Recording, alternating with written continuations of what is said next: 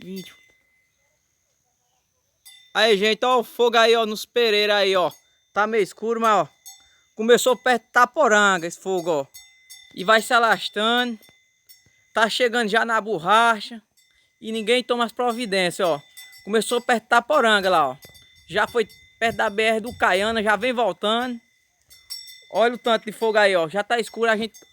Tô gravando, mas tá escuro já, entendeu? Isso aí tá hoje fazendo uma semana que esse fogo tá rodando aí, ó. Ó, e aí ele vai chegar nas Três Cruzes. E se apagar, viu? Ó a situação desse fogo aí nessa serra aí, ó.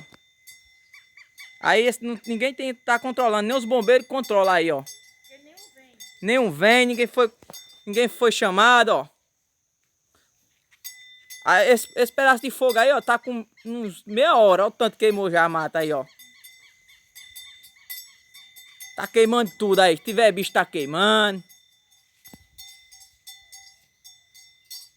Aí, ó, vai queimar essa matona todinha aí, ó, pra cima, ó. Ninguém toma as providências, ó. Ó como é que tá aí, ó. Os pereiros se acabou. Os pereiros já eram, ó. Não tem mais madeira, não tem nada. Tá se alastrando cada vez mais os pereiros.